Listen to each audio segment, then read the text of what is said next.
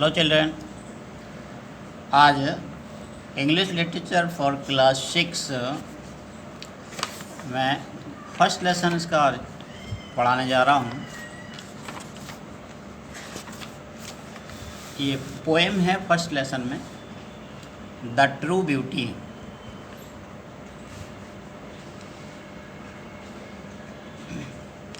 The true beauty, सच्ची सुंदरता। वास्तविक सुंदरता क्या होती है, इस पाठ में कवि थॉमस कैरियो इसके लेखक हैं। लेखक का नाम है थॉमस कैरियो। इसमें कवि बताना चाहता है कि वास्तविक सुंदरता क्या है और हमें किससे स्नेह रखना चाहिए। कवि कहता है, ही दैट लव्स ए रोजी चीक, he that loves a rosy cheek और ए कोरल लिप एडमायर। कह रहे वह व्यक्ति जो रोजी चीक, सुंदर गुलाबी गालों को चाहता है, अथवा कोरल लिप एडमायर्स, मूंगे जैसे लाल होठों की प्रशंसा करता है, और फ्रॉम स्टार लाइक आइज़, या फिर तारों जैसी चमकदार आँखों से does seek fuel to maintain his fires, अपनी काम उत्तेजना, फायर्स माने प्रेम की अग्नि को जलाए रखने के लिए ईंधन ढूंढता है। वह व्यक्ति जो गुलाबी गालों को चाहता है, लाल लाल होठ की प्रशंसा करता है,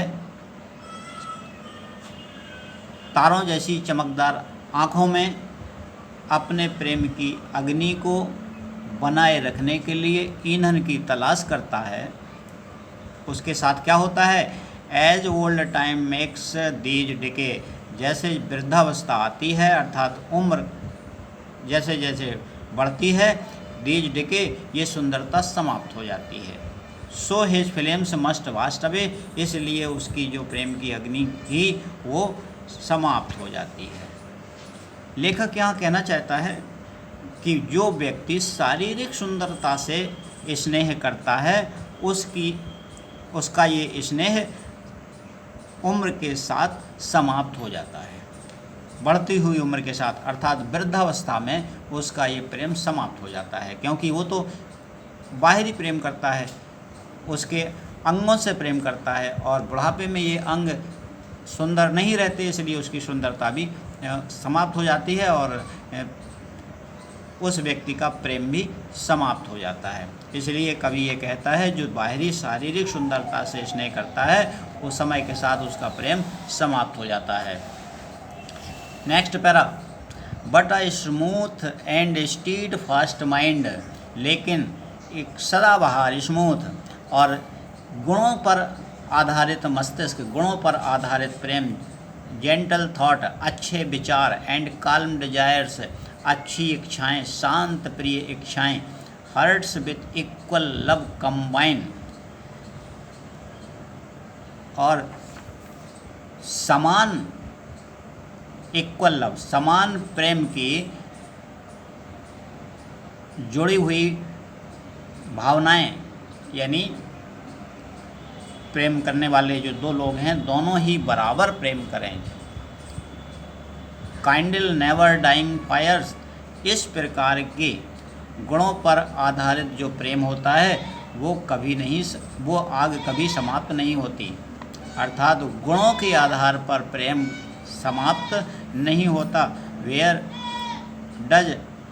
where these are not I despise, लेखक कहता है, कवि कहता है कि जहाँ पर ये गुण नहीं हैं, आई डिस्पाइट लवली चीक्स, में ऐसे लवली चीक्स, चाहे सुंदर चीक या लिप्स या होंठ या आइज़ या आँखें, चाहे जितनी सुंदर उसके अंग हों, मैं उनकी घृणा करता हूँ, उनको त्यागता हूँ।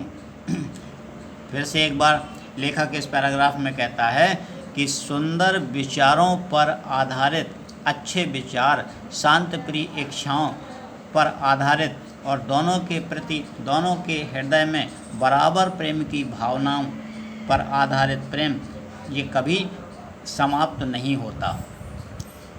वृद्धावस्था में भी गुणों पर आधारित प्रेम समाप्त नहीं होता। और लेखक कहता है जहाँ पर जिस के अंदर ये गुण नहीं है, चाहे उसकी सुंदरता कितनी भी हो, चाहे कितनी भी सुंदर हो वो, लेकिन लेखक कहता है मैं उस सुंदरता से घृणा करता हूँ।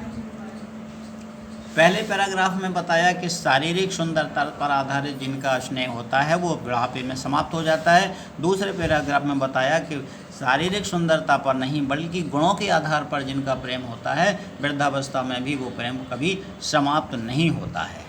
तो ये पोएम आपके जीवन पर्यंत याद करने वाली है, आप भटके नहीं। और इसका अर्थ लिख लीजिए, फेयर कॉपी बनाइए, फेयर कॉपी में पहले पोएम लिखिए, पोएम का अर्थ लिखिए और इस पोएम को एक पैरा आप लोगों को याद करना है, एक पैरा ओनली। तो ये आज का लेसन एक पैराग्राफ पढ़ाया मैंने, एक पोएम पढ़ाई, आपको इसको फेयर कॉपी में लिखना है। इसके आगे फिर कल पढ़ाऊँगा, तब तक आप घर पर रह करके पढ़िए। Thank you.